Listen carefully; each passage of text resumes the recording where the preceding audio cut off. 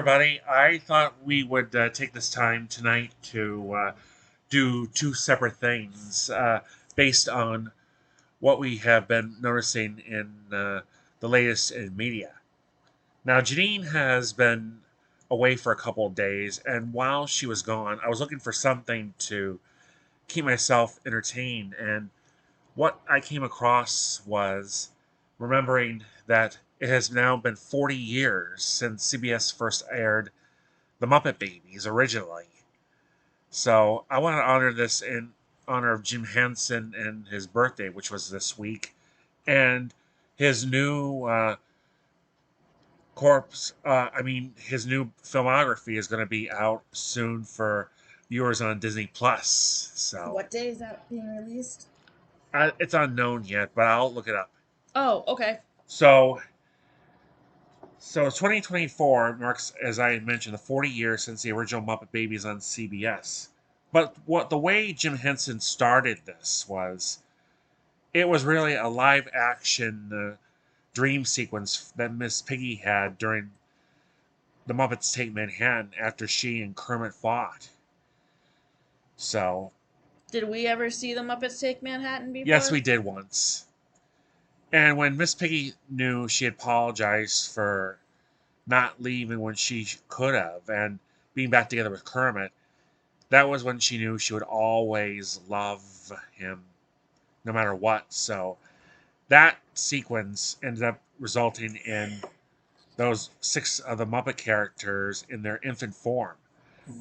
It was a pretty interesting concept, and that's what eventually led to Jim Henson's creation of the show. Now, there are usually a total of 8 different characters that were in the nursery being taken care of by a nanny whom we never get to see her face on What in do the. you think she looked like? Well, during those days, Gene, I think some woman would have worked out and would have had some weird color combinations. And she was wearing stockings and shoes. But like I said, we never saw her face. And it was voiced by Barbara Billingsley, who was known for her role as Mrs. Cleaver on Leave It to Beaver. Mm-hmm. And I also remember her in Airplane as the jive speaking woman. Yeah, I remember her in airplane movies too. Now, back to the characters here. There are 8 of them altogether. And every one of them has their imagination bring them to what we see in real life. So when you combine that with the music score that from Rob Walsh, that is very much takes you place in the story itself and really has a nice spectacle. The only character from Muppet Babies that is not in a Muppet Show is Skeeter. That's right. Let me get to her the characters first, and I'll explain. Right. Now, early episodes, especially seasons 1 and 2, when they had 13 episodes for the season, they conquered the characters' weaknesses, and that was leading to what they found they were most useful for. Now, Kermit was the one where he was wearing a sailor suit, and he liked adventures and ended up being a little bit unsure about where he would be going from.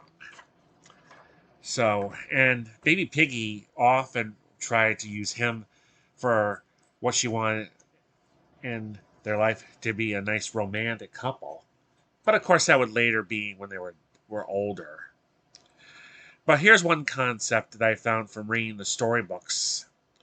One day, Kermit didn't want to go to bed in the daylight summertime. So he went and read a story where he found about dungeons and dragons. And eventually, his imagination led him to seeing his Sir Knight twin.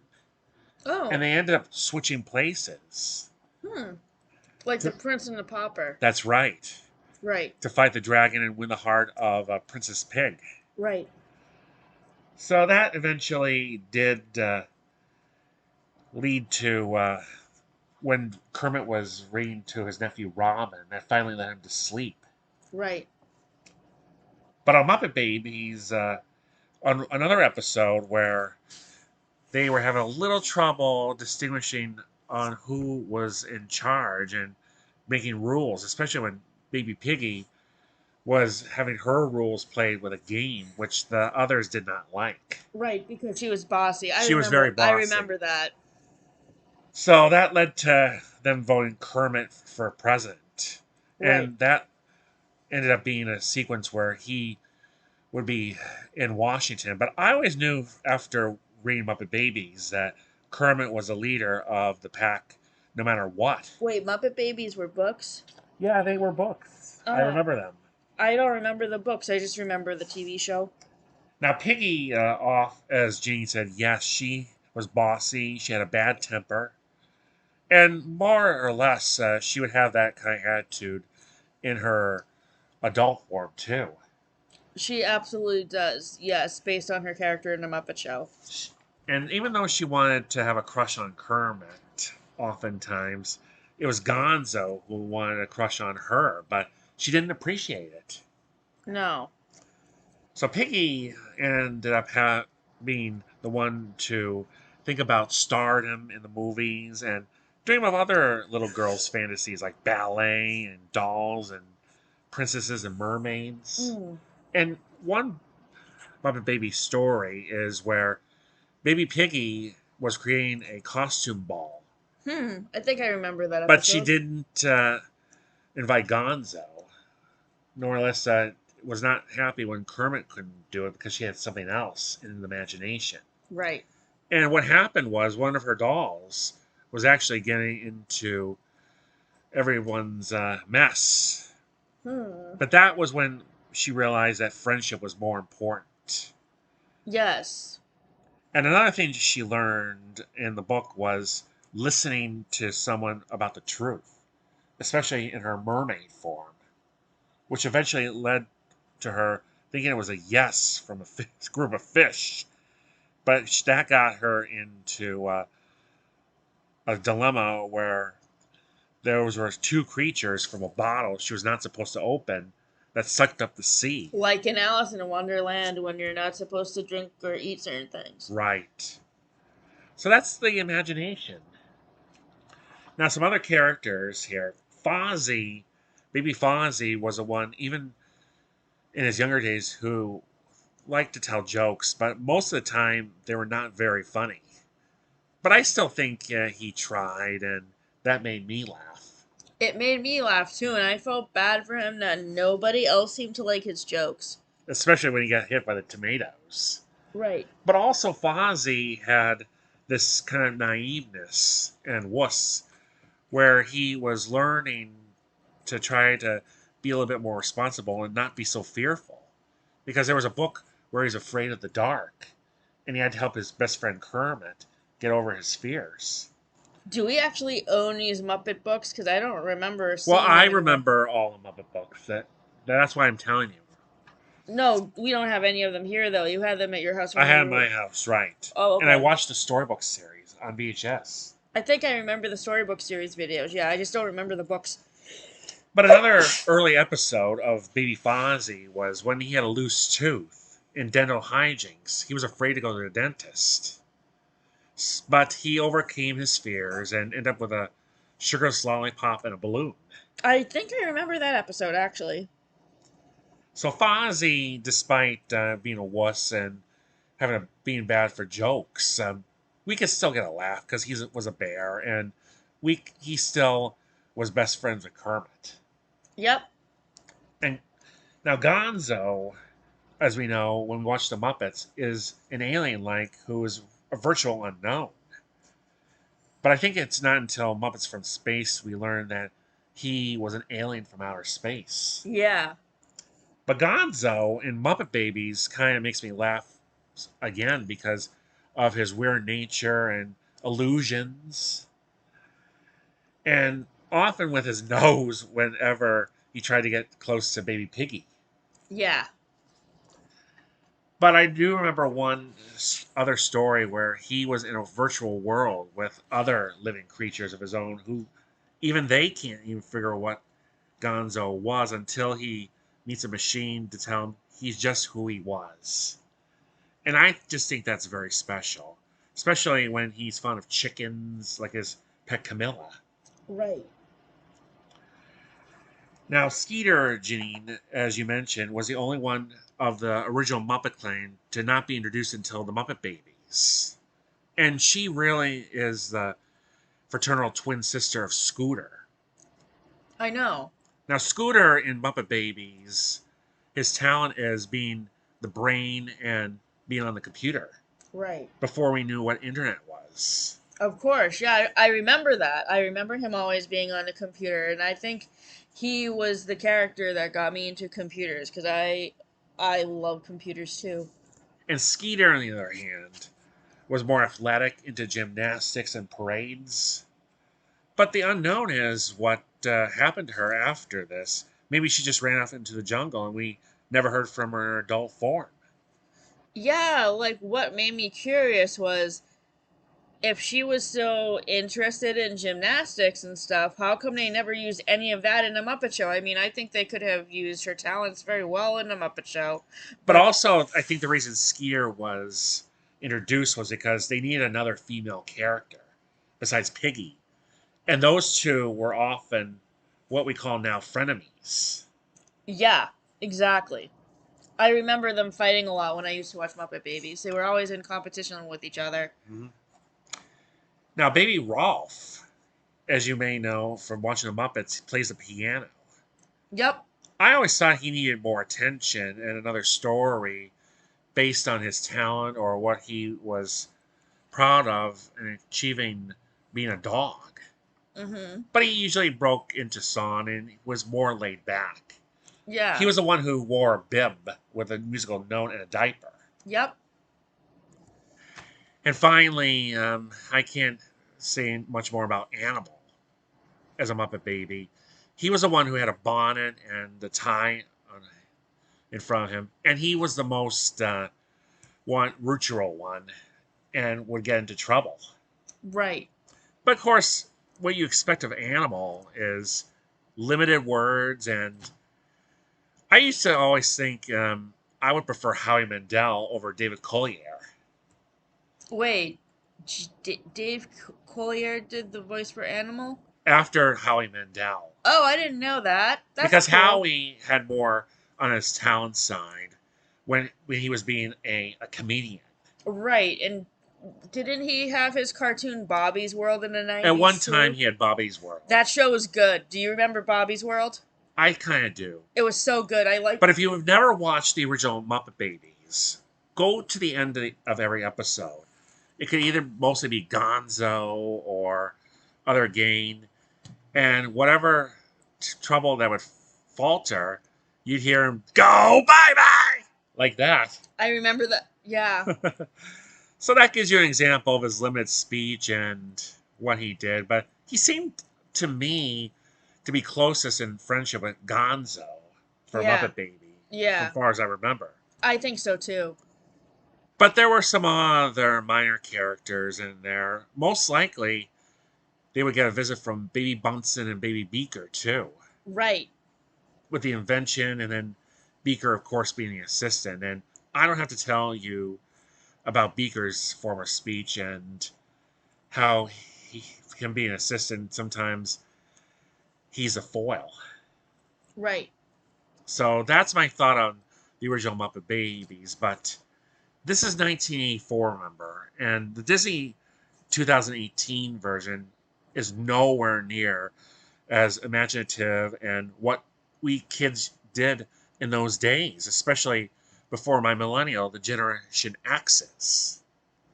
Who was your favorite Muppet baby and Muppet character on the Muppet Show or Sesame Street? Well, Leave well, the. listen, Gene. I've always thought Kermit was the best role model because of Jim Henson's creation. He obviously was a narrator and host of the Muppet Babies video storybook. Kermit has been all over the place for Muppets that you can imagine. So obviously, I always liked his calmness and bravery. However, I think if I had to get another character that I would really put a talent for, I still think it would be maybe Gonzo because of his weird nature. I always liked Kermit and Fozzie. Right, and Fozzie too. So that's my thought on the Muppet Babies. And like I said, I started watching this some episodes on YouTube over again while I was home by myself when Janine was coming down with the cyst and needed some time with her parents. I don't want to talk about my medical issues on YouTube because it's personal. Okay, I'm sorry. Now it's your turn for your side. Oh, yeah. So, as Matt was saying, I was recovering from a medical issue for the past couple of days at my parents' house, and I'm back to YouTube, and I will be out with. I just put a new video on YouTube last night with some reading updates. I'll be making a new reading updates video about my progress for my Dark Academia Halloween TBR on next Tuesday afternoon at around 3:30 or 4 o'clock, or sometime in the evening. I don't know when exactly yet. So, as my portion of this blog, what we have decided to do for it is so. As you all know, Matt and I have been watching movies with Friends actors in them, watching Friends, and watching TV shows that actors and Friends were in after Friends and during Friends in some cases. Um, so, um, as people may or may not know, Bruce Willis has been suffering from dementia. He played Paul Stevens, the father of the college girl who Ross dates in season 7. And I just saw an article on my news app today that his dementia is worse and he's going to die soon. So, in honor of him and in honor of the anniversary of Matthew Perry's death, who will have been gone for 1 year on October 28th, what we have decided to do is tier rank all of the characters in Friends and all of the characters that the actors from Friends have played in movies that were during the time that Friends was on and after, and a couple that were on before. So, we have split these characters up into um 5 tiers. S tier means superb characterization. Would be friends with any of them in real life and have interesting conversations with them. A tier, one level down from S tier. B tier, one level down from A tier. C tier, average or morally gray characters. In D tier. In D tier is unlikable, overall unlikable and unredeemable. Overall unlikable characters with unredeemable qualities. So, in S tier, of course, to begin, we have Chandler Bing, who is played by Matthew Perry. As he mentions in his memoir, he sat in a writer's room for a lot of the episodes. So that's how a lot of his quick wit came through for Chandler, and that's what I really like best about his character. And as you can tell, through my fan fiction that I wrote to honor him, um, that is one thing I really liked about his character of Chandler was his sense of humor and also how I could relate to him because of social anxiety. The next character that I actually wanted to mention is Bradley Jackson from The Morning Show. She is played by Reese Witherspoon, and in our cumulative ranking of shows that Friends actors were in after Friends, The Morning Show comes in at number 6. Um, Bradley and Alex, who is played by Jennifer Aniston, um, are a dynamic duo who cover the stories in their community on the news mainly the biggest story in season 3 that I just finished watching that they cover is the smuggling of illegal contraception drugs into the United States from Mexico. And I feel that if their characters existed in real life, I would have a lot of good conversations with them over lunch or dinner about world issues, and especially during this election cycle, um,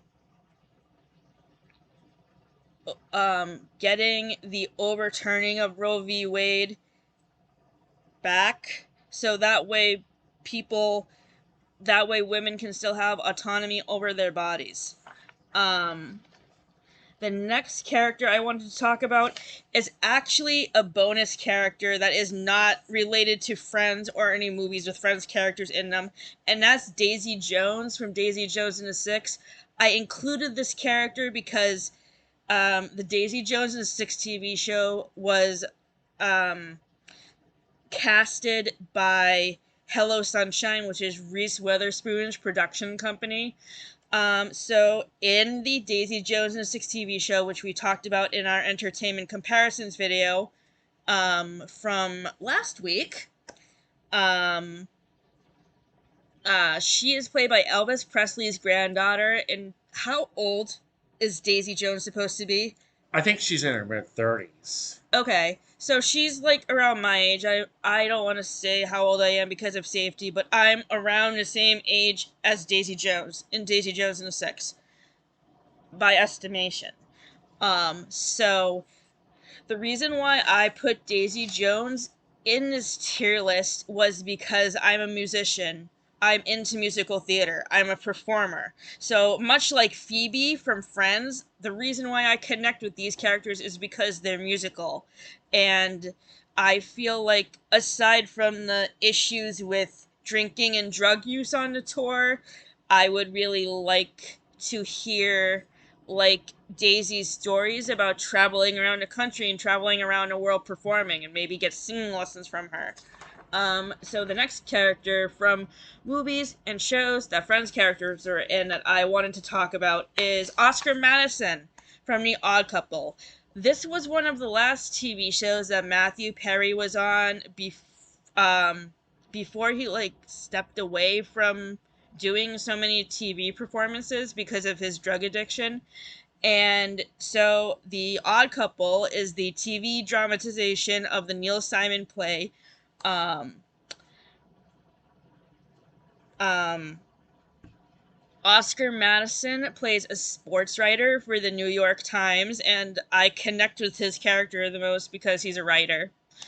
And I feel like if he was an actual person in real life, I would have a lot of good communications with him about writing, and maybe he would give me feedback on something I'm currently working on, and maybe he would even have me on the radio to read something I'm writing.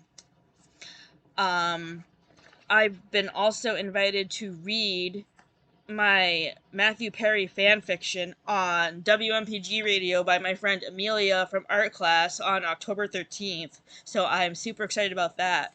Yes, you are. The next character that I wanted to talk about is Audrey Spitz. This is Jennifer Aniston's character in the murder mystery movies that she co-stars in with Adam Sandler. Um, the reason why this character is listed in S tier um, is because of all the international travel that these two characters do in these two movies to solve the mysteries. They go undercover to solve mysteries. In the first movie, they go to Indonesia, and in the second movie, they go to Paris, France. And like, I could watch the second movie over and over again just for the Paris scenes, which are not really until the end of the movie, because it makes me really want to go to Paris. And then the last character in this tier is Elle Woods from Legally Blonde. And in our entertainment comparisons video, we talked about the stage production of Legally Blonde. Now, if Elle Woods were a real person, what would you benefit the most out of a friendship from her? I just think I would maybe say that Elle should really stick with her California living and her dream kind of world. And she looks so good in pink. I would compliment her on that. Would you ask her for any advice on anything? I'd ask her how I can maybe get a degree in what she was going for in Harvard, Law? in law, maybe. Well, she went to Harvard for law school. She went to she UCLA for her undergrad and for undergrad, for right. fashion merchandising. Would you ask her for more like in would you like pick her brain for fashion advice or like law advice and how to. I may I could use a couple fashion tips myself. Maybe how to get my hair back and maybe match the color like she does. So you want to be blonde? Hmm. If I had a little bit more hair, maybe I would go for her dream guy. So if I knew Elle Woods in real life, I would definitely ask her for fashion tips. And I mean, I would do the same thing with Rachel Green from Friends because um throughout the series of Friends, she really like grows in her fashion career. And like in my fan fiction, I actually say that when I spend time with Rachel, she gets me a discount at Bloomingdale's for clothes, and she really gives me great fashion tips. So I should also mention that I use Jennifer Aniston's hair care products and I really love them. So if you're looking for hair care products that smell really good, you should buy them at Target at Ulta Beauty. So in the A tier, we have Mr. Clark from the Ron Clark story. This is my top ranked favorite Matthew Perry film. It is one of his best performances, as I have said time and time again in other videos. And as I have mentioned previously, the two best scenes in this film are the President's Rap scene and the scene where he's comforting his student who gets thrown out of his house in the alley. So what did you like best about the Ron Clark story? I just liked how it was set in New York and how he turned the class all around. Yep, and last year when we compared Freedom Riders and the Ron Clark story, what was the main comparison that we made between Hilary Swank's character and Mr. Clark? That those were they were professional teachers and they made the class behave into their assignments. What if Mr. Clark gave you an assignment, what would you do for it? I would listen to his advice and maybe if I needed a little bit of help, I would ask him for a tutor myself. I would definitely capitalize on the president's rap assignment because, as I mentioned in previous videos, when I was in middle school, I had to do a similar project for my sixth grade English class with Mrs. Kimner. So, I who knows? I might write another rap song sometime and put it on my Instagram. That might be a surprise, guys, for you guys later on in the year when we wrap up the serious issues in the media series. Because again, we have reviewed this movie for our serious issues in the media series mini series previously, and we will be wrapping up that series on November 2nd. The next movie in A tier, the next character in A tier is Brooke Myers. This was another character that I added in because it's not from a movie we watched for this review series. It's a movie that I went to see in the theaters with my friends Julie and Sonia, and maybe Jen was with us too. This movie stars Jennifer Aniston and Vince Vaughn, and it's about a married couple who's on the verge of divorce. And I just liked Jennifer Aniston's um, chemistry with Vince Vaughn in this movie. They really made a couple on the verge of divorce look authentic. Not that I've seen very many couples like that before, but they just made it look authentic somehow. It's the magic of the film. The next character we wanted to talk about is Monica from Friends. She is A tier, not because she is um like an A type personality who's like really obsessive compulsive. Monica stands out to us as a main character because she's a caring friend. She's funny when um it's necessary for her to be funny in the script. She's caring. She's relatable. Now, what ways was Monica relatable to you? Well, Monica acted like the big sister that she was. Right, because she was a big sister to us, but basically, she acted like the mom of the group because if you remember, her mother Judy is not very nice to her because she favors Ross because he was like the miracle child or whatever. Right. Now, that's why Monica feels so motherly to the rest of the characters because when I watched the video, there's this hour-long video where this guy from England does this deep dive into Friends, and when he talks about Monica, he says the reason why she's so motherly to everybody else in the friend group is because her mother doesn't treat her that way because she treats her so shitty. And I feel bad that she has to make such an overcompensation for herself and her relationship with her friends because her mother doesn't love her. It's horrible. It And is I horrible. hate Judy Geller. She's the Yeah. worst character. So the next character in this tier is Catherine from Just Go With It. This is another amazing movie that has Jennifer Aniston and Adam Sandler in the lead roles. What can you say about Catherine from Just Go With It?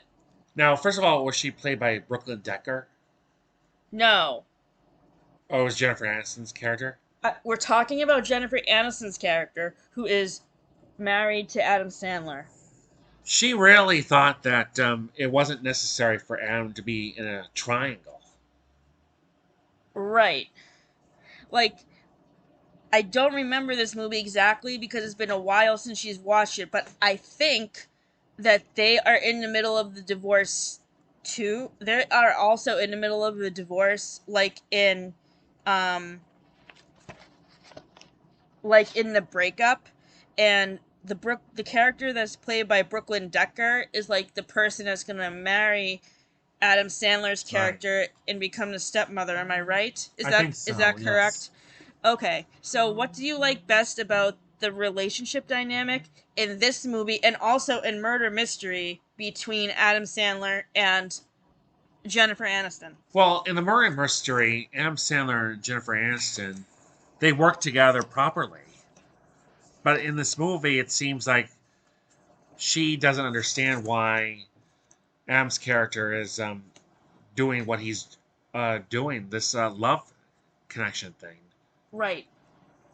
The next character that we wanted to talk about is a character from a current show we're watching, and it's called Magnum PI. What do you like best about Magnum? Well, Magnum really is the private investigator, really out there to solve crimes and talk about what others are feeling for him. But he really gets into other situations where other people just don't understand. Right. So I can see why people that watched this show in the 80s were really attracted to Tom Selleck because Mm-hmm. I do quite agree. In this show, he is quite adorable, and that is probably why the directors of Friends cast him as Monica's boyfriend Richard because Yes. he was attractive and suave, and he's the kind of character that can sweep you off your feet. Like that's what Richard did to Monica, even though he was the same age as her dad, which was pretty gross. So the next character that we're gonna talk about is Melissa from Ace Ventura: Pet Detective. So this movie came out the spring before Friends came out. Friends was released in the fall of 1994. Ace Ventura Pet Detective came out in April, I think, or May.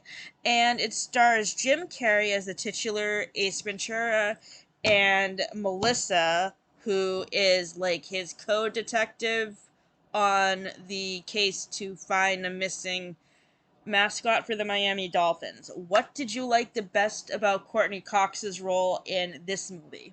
Well, she was the detective's aide, and I think she just handled it pretty well. So I think in this movie, Courtney Cox and Jim Carrey had really great chemistry in all the scenes they were in together, and you Mhm. could tell that they had a good connection with trying to find the missing animals. The next character that we are going to talk about is the Robert Kardashian from The People versus O.J. Simpson. Now, we didn't really finish watching this show because we thought it was really boring. This was a made-for-TV movie that was about the O.J. Simpson trial, and David Schwimmer plays Robert Kardashian, the first husband of Kim Kardashian, who is now married to Bruce Jenner, the mother of. So he's the birth father, the birth father of the Kardashian sisters, Kim and Kylie, and what's the other one? I can't remember her name. I think Courtney. Thank you. So, what did you like the best about David Schwimmer's performance in this movie? He kind of didn't play his comic self. He was more laid back. Yes. So before seeing The People versus O.J. Simpson, the only other role that I knew David Schwimmer from was Melman in Madagascar, and that was it. I had never seen him in any other movies, so I was really impressed with his ability to capture a dramatic no role well. Because besides Melman and Ross, that was it. I had never seen him in any other movies or TV shows, but now I want to try to find more stuff with him in it and go through his backlist because he's good Right. at comedy and he's good at. Hey, Gene, can we just go through the rest of that and finish this video? Well, we have a lot of characters to talk about. Okay. Okay, so we only have two more characters. The character I wanted to talk about next is Paul Stevens. As I was just saying, Paul Stevens was on Friends in was on Paul Stevens in season 6 or season 7 when he played when he played the the father of the college student that Ross was dating, and he was really great, and he saved this character arc for this episode trajectory, because other than that, I hated it. And he was really funny, and I will always remember him for this role. So in this movie, in Friends, I should say, Chandler and Joey and Ross are all obsessed with Die Hard. Have you seen Die Hard? I don't think so. I haven't either. Apparently, that's supposed to be a Christmas movie, but I can't see how it's a Christmas movie. The last movie in this tier is Fools Rush In, which was Matthew Perry's favorite movie to act in, and it's my favorite movie to watch him in besides Ron Clark's Story. Right. And we have talked about this movie before, so we can skip over it. And now we're in the B section, and For the B section, we're going to start off with Iron Giant. This is a animated movie that came out in 1999, right around the time it was like season 8 of Friends. Jennifer Aniston voices Annie Hogarth's mother, and we talked about previously how we like Annie's chemistry with Dean, who is voiced by Harry Connick Jr. The next character in this tier is Beth from He's Just Not That Into You. As we have said before, we like this character's chemistry with Ben Affleck on screen. Um, The next character is Phoebe. And Phoebe Buffay is the one with Lisa Kudrow that really started off as a nice woman, but then she got more bossy. And what would you say, Gene? Okay, so this is Phoebe's trajectory. She seems nice and mellow during the first couple seasons. After Chandler and Monica get married, I think she's a little bit jealous of Chandler and Monica being a couple and being together. And then she meets Mike and gets married to him, and then everything's good. So, And then we also have on there Richard Burke from Friends. Richard Burke, as I mentioned when I was talking about Monica, it was Magnum was Monica's boyfriend in the first two seasons, and when I was younger, I thought this relationship was cute, but now I think it's gross because of the age gap. Because Richard is the same age as Monica's dad. The next character Is is Rachel Green. Jill Green, played by Reese Witherspoon. She's not in very many episodes. She's only in like 2 episodes, but she was good in the part that she played. Rachel Green is next. I said already that I like her because of her fashion sense. And you have Jason there from Charlie's Angels. Jason is Matthew LeBlanc's character in the Charlie's Angels movies. I put him in the B tier because Charlie's Angels was rated a A minus, and Charlie's Angels 2 Full Throttle was rated a B minus, and I just averaged them out and gave it a B. And what did you think of Marrying the Giraffe in Madagascar, too? So Melman the Giraffe is voiced by David Schwimmer, and I really like the romantic chemistry between him and Gloria the Hippo, who is played by Will Smith's wife, Jada Pinkett Smith. The one character I did skip over in A tier, and I'm sorry for this omission, was Sam from Cougar Town, who was played in Season 5, Episode 2, Like a Diamond, which we've talked about in other videos. That was the episode from Season 5 that Matthew Perry guest starred in. Go watch our other videos where we review that episode, because we need to get through the rest of this. And then we also have Three Men and a Baby. The next character is another Tom Selleck character, Peter Mitchell from Three Men and a Baby. So we saw this movie for the first time last September, probably. And this movie came out in 1987, and it stars Ted Danson from Cheers, Tom Selleck, and Steve Guttenberg from It Takes Two with Mary-Kate and Ashley Olsen and Kirstie Alley.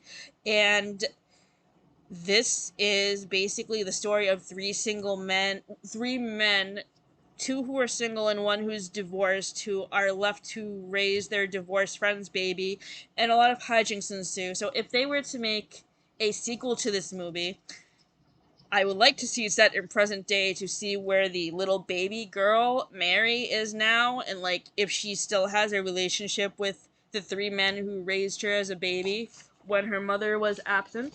The mother does come back at the end of the movie as a spoiler, but so the next character we wanted to talk about is Oscar Novak from Three to Tango. So out of all the Matthew Perry movies, I would say that Three to Tango is one of my least favorite movies with him in it, because in this movie, Oscar, who is played by Matthew Perry, pretends to be gay, which I just don't think is a good look. No, it's not. The next... And then we have 17 again, Mike O'Donnell. What did you like best about Mike O'Donnell in 17 again? He relived his life, and it seemed like it had a happier meaning to it when he got back to the adult at the very end. Yeah, so this is a time travel movie where an adult version of Mike O'Donnell, played by Matthew Perry, goes back in time to try to fix his relationships with his kids and his wife, who he is struggling. He's basically getting divorced from his wife, and he wants to try to fix things, so he gets sucked into a time travel paradox where he is forced to work on fixing his relationships with his daughter Mm-hmm. and his wife. And his younger self is played by Zac Efron from High School Musical. And I Mm-hmm. think that the casting in this movie of both Matthew Perry and Zac Efron was fabulous. Um, and I basically consider this movie It's a Wonderful Life, but modern day, Right. because when Michael O'Donnell goes back in time, he is left to realize by the end of the movie how grateful he should be for his family, like George Bailey is in It's a Wonderful And we Life. made it to the C tier. Uh, yes, we did. The last character I wanted to talk about in B tier is Oz from Whole Nine Yards, Whole Whole Ten nine yards, Yards. right. So, this is Matthew Perry's character. He plays a doctor that gets wrapped up in a murder. Well, he gets wrapped up in a murder for hire plot where his ex-wife is trying to kill him, and he hires a hitman who's played by Bruce Willis. Bruce Willis' character is in D tier. We'll get to him in a minute. Um, I loved Oz. He was Mm-hmm. kind, he was caring, and I was hoping that at the end of this movie he would marry the ex-wife of Bruce Willis's character, but I don't remember if that happened. I don't think so. Um, and the first character in C tier is Julie Cobb from Cougar Town. and we have talked about Cougar Town in our last video, so I don't want to focus too much on Jules right now. If you want to hear our opinions on Mm-hmm. her character, please watch our entertainment comparisons video where we compare the finale of Friends to the finale of Cougar Town, and you will hear all of our opinions about Jules. Um, And next one is Fred Roberts. so What's the movie? this is Matthew Perry's character from A Night in the Life of Jimmy Reardon. This was his first acting role at the age of 17, before he was even on Friends, before he was on Growing Pains. He was in this movie, and in this movie he is wearing a sweater vest that makes him look exactly like Chandler. So that's when you could tell he was destined for greatness, by what he was wearing in that movie. So he plays the best friend of River Phoenix's character, who he was total sleazeball. I only like this movie because Matthew Perry is in it. I do not like it at all for any other reason.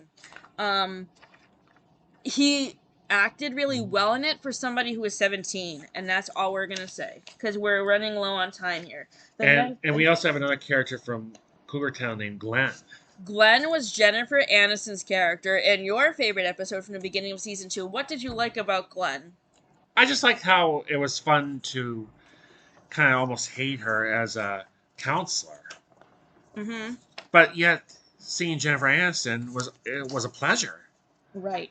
And then we also have Ross Geller, and we talked about him many times in videos. So the reason why I have Ross in this tier and not ranked lower in D is because in the earlier seasons of Friends, he's very possessive of Rachel and very controlling. But then, once they give birth to Emma at the end of season 8, you can tell how much of a doting father he's going to be and Mhm. how much he really cares about Rachel and Emma. But you never really know what happens after the finale, after Rachel gets off the plane and if their relationship lasts. Um, the next character is Hudson Milbank from Numb. Mm. Now, Numb is another Matthew Perry movie that I have mixed feelings about. His character of Hudson Milbank is a playwright, I believe, and I connect to him most because he's a writer.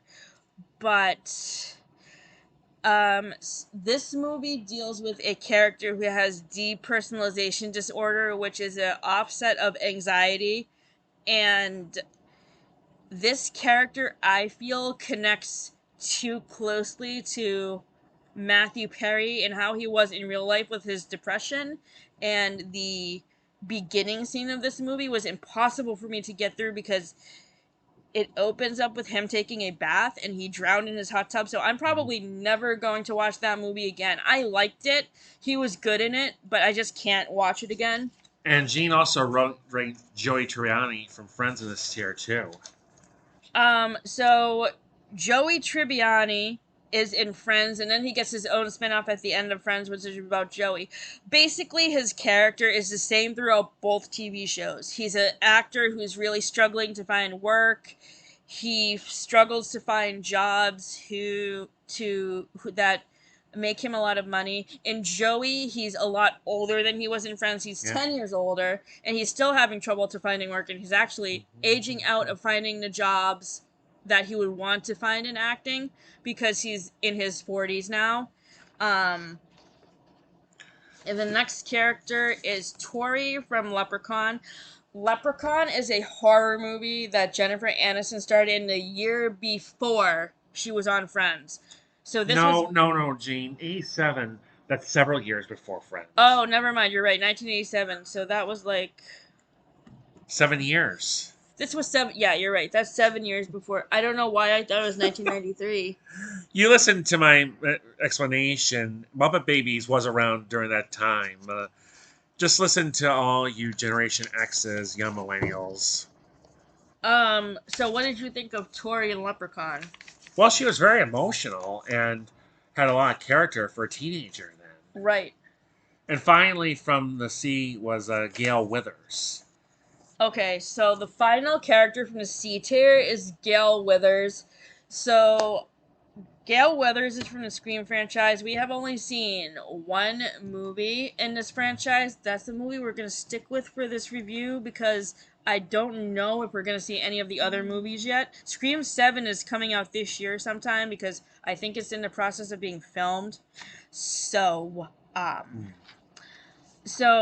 Gail Weathers is a TV newswoman in a town that Sidney Prescott lives in, and I do not like her at the beginning of the movie, but she redeems herself at the end when she saves everybody from getting killed by the man in the mask, Ghostface.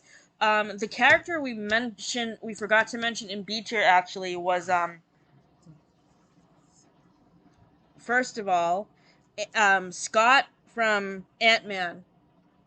I forgot to put him in this list. I just remembered. Scott from Ant-Man, Paul Rudd, and Ant-Man in a Wasp. Okay, yeah, I remember him now. What did you think of his character? He was very attractive for his character. Mm-hmm.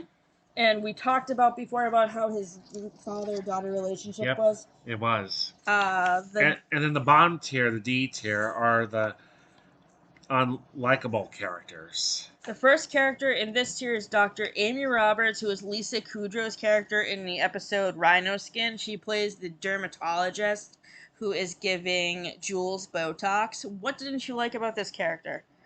Well, Botox, that's something you wouldn't give to your counselor. And, to your patient. No, Botox is plastic surgery to, improve your skin.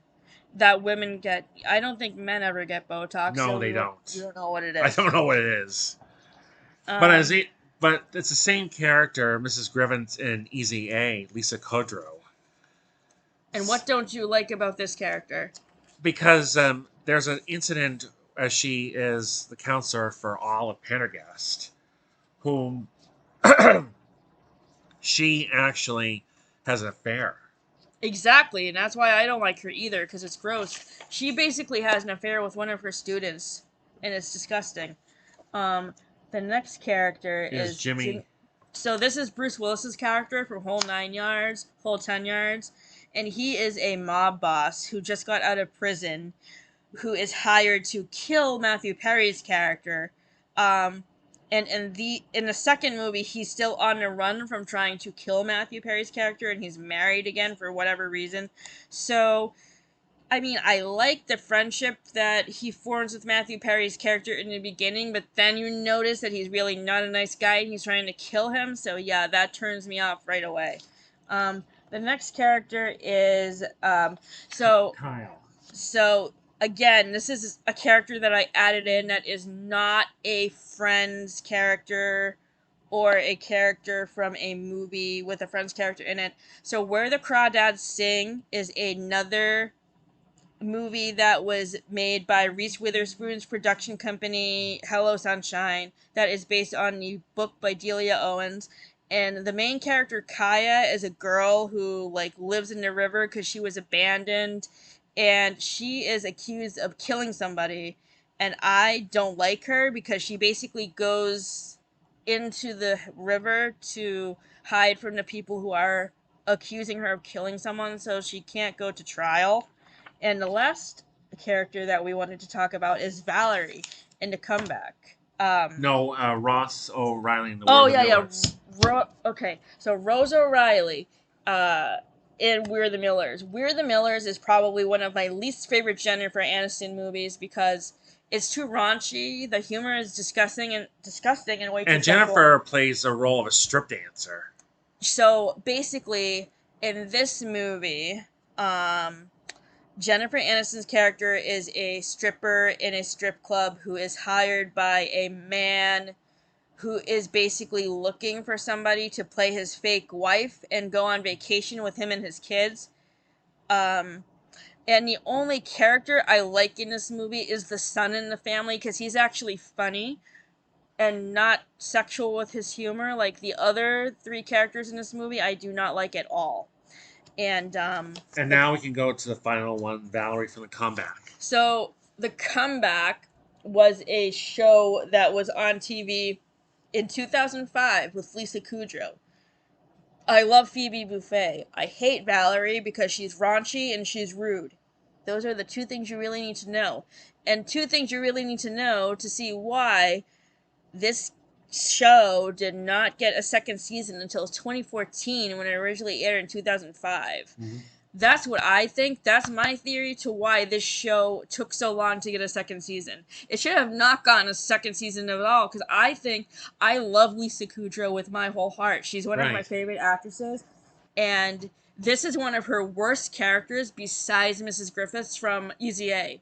The my favorite characters of hers that I like are Phoebe and Michelle from Romeo and Michelle's High School Reunion, who Mm-hmm. is hysterical. Right. And I heard something earlier this year that Romeo and Michelle's High School Reunion is supposed to come out with a sequel. Well, I we'll hope see it about does. that. I hope it does soon. So anyway, Now that's we're it. going to end the video with me mentioning the reason why I did the beginning.